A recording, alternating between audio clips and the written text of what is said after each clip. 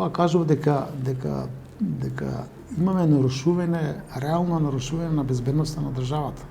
Ако вие имате насилство во банки, тоа многу, со вооружени грабежи, а немате резултат, не знаете кои се организатори, а не се откриени, не се расчистени, тоа е еден од елементите да се чувствувате небезбедно, несигурни. Сето тоа кажува дека можеби сето тоа држи, има елементи, но јас кажувам како председател на партија, на Демократски сојуз, како пратеник, верувам и сите други, бидејќи сум дел од власта, ние немаме релевантни информации подкрепени со реални факти, за да бидеме 100% сигурни и евентуално во која насока да се движиме.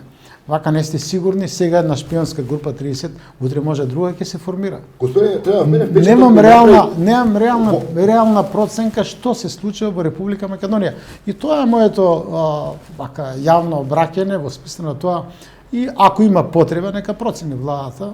Не сум тоа јас што ќе иницирам директно да барам информација, бидејќи механизмот во парламентот е сосема друг. Може опозицијата има право еднаш месечно да бара информација, која информација ќе ја стави за да ќе се расправа.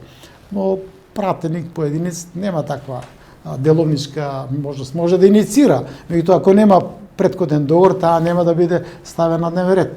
Затоа ме прашуваат новинарите зашто не предложите. Заради практични причини. Јас го кажам јавно мојот став дека ако навистина има вакви случувања кои што ја загрозуваат нашата безбедност, како држава, нашата идеја, перспективите на Република Македонија, за нив можеби, тоа е моје мислење, мој став, треба да расправи парламентот. Господине Трајанов, впечаток прави што во таа целата мрежа има човек кој работел како шеф на кабинет на председателот на Собранието. Председателот на Собранието, како што ви е добро познато, се наоѓа на листа до кои стигаат најдоверливите информации, односно најзаштитените информации на безбедностите служби. Ако е тоа така, се поставува прашањето, што се како информација има истечено од преку, да речеме, тој канал, кој е во оваа цела афера еден од главните обвинети? Ја кажам во почетокот, секој се одговара за своите постапки. Ако шефот на кабинет, на председател на Собранието, кој што ги добива... Тој ќе се одговара, тој е во најдоверливите информации. Сега е прашање. Но, знаете што? Да. Ако навистина тој дел од најосетливите информации со висок степен на тајност, кој што ги добива председател, и он имал пристап, неовластен пристап до тие информации, и ако тие информации се одлевале на било кој, иди затоа што тие информации како човек кој бил министер за внатрешни работи, што се стига кај председателот на собрание прво во неговиот кабинет? Видите, државниот врв ги добива најсензитивните информации. Дневно информирање, неделно, зависи. И тој ги добива. И тој мора, Трајко Велјановски, како председател, мора да води сметка за движењето на тие информации. Мада нема 100% заштита, тој не може да контролира се, бидејќи тие ги носи некои информации, ги носи до секретарката, па некој веројатно ги отвара, па му ги дава, па ги враќа на тој што му ги доставил. Има систем за заштита, но во тој систем некој може да потврди и тука не може да барате одговорност за Трајко Велјановски, затоа што тоа е работа на Чешка си имаше шефицата на кабинет на премиерот беше фатена во корупцијски скандал, цела влада падна. Се случи политички земјотрес. Да, били инволвирани, премиерот бил инволвиран во таа работа. Овде јас не верувам дека Трајко Велјановски знаел или тој насочувал неговиот шеф на кабинетот. Во случајот не беше премиерот на Чешка. Вили Бранд кариерата ја заврши затоа што му најдоа дека човек на штазија во неговиот кабинет. Тоа сега. Меѓутоа сега ова е хипотетички. Шефот на кабинет, прво не знам дали имал пристап до такви сензитивни информации и второ дали тој ги злоупотребувал. Шеф на кабинет стигал во кабинетот, тој што не знам, можеби председател собранието си вола сметка тие информации да нема допир до тие информации шефот на кабинет. Да преминеме на друга тема актуелна. Денеска комесарот Филе е во Њујорк на средба со Нимиц. Вие баравте транспарентност на овој процес. Дали знаеме во која фаза е процесот на решавање на спорот со името? Моја предпоставувам и на дел од моите колеги дека штом Филе од Брисел оди да се види со Нимиц, дека процесот се доаѓа до некоја критична фаза. Јас не ги поддржувам овие скептиците дека процесот е закочен. Тој се движи. Ние имаме раздвижување на целиот процес. Од најтврдиот став на Грција дека нема да прифати име во кое што е содржан зборот Македонија, тие прифатија. Се разбира, долго време требаше за тоа да се убеде дека треба, дека не може да се брише една цел народ, една цела држава. Мислам дека се движат работите напред, тоа е моја проценка, но факт е дека Европска Унија долго време очекуваше решение од Обединетите нации, од Советот за безбедност, од генералниот секретар или неговиот посредник, сега Метју Нимец. Ова е прв пат, ова е без преседан настан. Комесар на Европска комисија или човек директно од Европска Унија оди во Њујорк, во Обединетите нации да разговара со Нимец на оваа тема. И тоа е порака што тој оди во Њујорк. Кога беше најавата за Метју Нимец дека ќе има разговор со државниот врв на Грција и на Македонија, како политичка партија, Демократскиот сојуз излезе со идеја, ја доставивме до Метју Нимец, освен со државниот врв во Република Македонија, да разговара, односно да ги информира и лидерите на политичките партии, на некој начин да видиме. Тоа го барате од Нимец, нема потреба, тоа треба барате од премиерот. Не, тој да каже. Може да каже, значи да каже кои се неговите идеи, ставови, на кои проблеми, на кој отпор не идува кај грчката страна, на кој кај нашата страна. И добивте ли информација, господине? Па не добивме, меѓутоа господинот премиерот Метју Нимец, Метју Нимец дојде, не направи таква средба со политичките партии, но одржа пресконференција на која што јавно ги презентираше прв пат толку отворено ставовите и на Грција и на Република Македонија, и мислам дека и опозицијата и граѓаните сепак го разбра ставот на Грција дека е доста ригиден, ерга омнес, значи за целокупна употреба, но го покажа и нашиот пофлексибилен став на владата и на државниот врв, ако не друго, дека се за решение, дури Метју Нимец кажа за какви идеи се разговара. Ние направивме уште еден чекор, доставивме иницијатива до Штефан Филе да Европската комисија определи посредник или работна група која што подиректно ќе се вклучи во разговорите помеѓу Македонија и Грција и ќе предлага идеи ако не решенија, не зборуваме за решенија, идеи со кои што ќе се откочи процесот за започнување на разговорите на Република Македонија. Па испратиме веќе колку време има минатата недела. Имате одговор? Па немаме се уште одговор.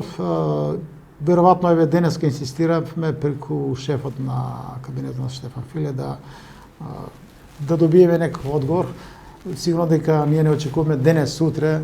За нас е битно што на некој начин инсистираме Европската Унија да биде понепосредно вклучена, бидејќи се покажа дека овој процес што се одвива преку Обединетите нации, кој што е доста долг, бавен, значи некакви идеи ги презема посредникот Метју Нимец, секоја чест за него, за неговите напори, немам јас никаква забелешка на него, но тој процес е доста бавен. Да се најде решение кое што компромис кој што нема да навлегува во нашиот национален, нема да го загрозува нашиот национален идентитет, некое решение кое што ќе биде компромис и да биде основа да добиеме покана за членство во НАТО и да започнат разговорите. И тој процес после нека се одвива. Нека се разговара за потребата или за склучување на договор за наменливост на границите, бидејќи Грција главно обвинува дека Македонија има територијални претензии. Нека се разговара за обемот на користење на географскиот поим Македонија. Дали ние ќе го користиме за нашите производи произведено во Македонија, дали тоа право ќе го имат и грците. Демонополизација на тој термин.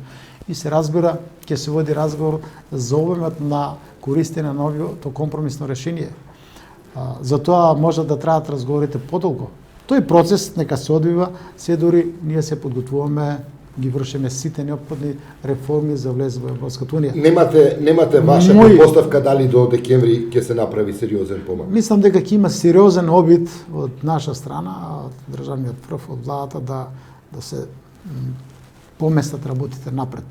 Дали тоа ќе биде доволно и за Република Грција, не можам да проценам, бидејќи сепак Мора да знаеме дека тој проблем е отворен од Грција, наметнат од Грција, и не сум сигурен дека Грција има политички став дека тој проблем треба да го затворат. Тогаш кога ќе има таков консенсус внатре во Грција, тогаш ќе се прифати некој компромис што нема да биде на штета на националните државни интереси. Има подготвеност да се прифати некој компромис?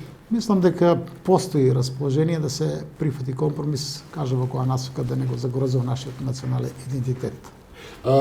Да преминам на последната тема, во собранието, не знам како дојде таа тема воопшто на дневен ред, но се предлага измени на Уставот, околу редефинирање на тоа што е брак, што не е брак, и ќе има ли промени на Уставот? И дали Уставот може се отвара за да се подотвори вратата и за некои други измени? Нема политички... На пример, името, не знам. Нема политички консенсус околу промени на Уставот.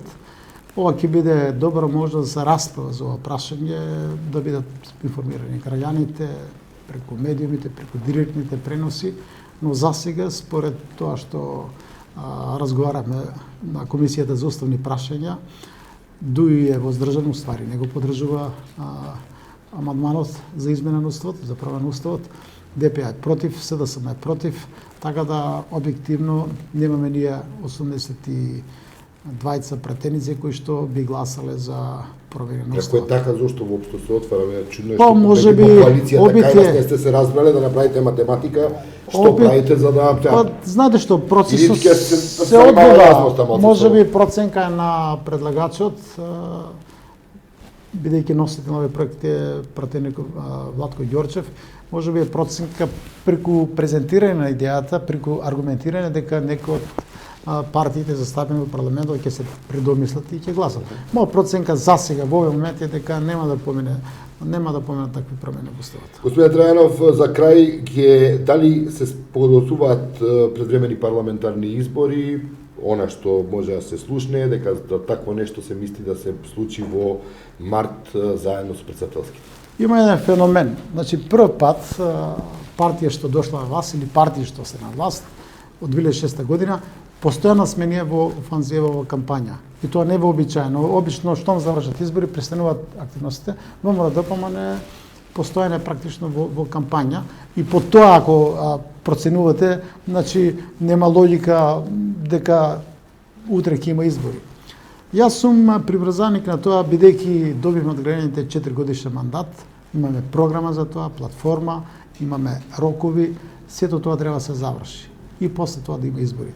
Меѓутоа, ако навлеземе во некоја криза, политичка криза од која што нема излез, и ако изборите се единствени излез, тога тоа може да биде да бидат предвремени избори за време на претседателски Дали избори. според чекорите на владачката партија која делува како да ќе оди на избори? Постојано е така, владата така. Тие имаат информација дека следи некоја сериозна криза. Не знам, јас кажав во почетокот. Од првиот ден кога дојде на власт господин Никола Груевски како президент на влада, он е постојано во кампања. Нема разлика во кампањата пред 6 месеци сега, постојано е. Значи, настапи во јавноста, патувања, разговори и така натаму. Така да, тоа е прв пат нов начин на политичко действување на власт, и власта организира постојана кампања. Како стигаат според вас да водат и кампања и држава во исто време? Па сега, веројатно е напорно, не викам дека е лесно, меѓутоа тоа е нов политички стил на действување и ние така треба да го прифатиме. Очигледно дека тој начин на действување дава резултати. ВМРО и коалицијата во целина добијат поддршка од Во граѓаните изборното досега. тело или во квалитетот на државата? Зборуваме за гласане, зборуваме, Да. зборуваме сега за можност од предвремени избори и за поддршката на една таква политика. Ако лошо раководи владата, ќе биде казата.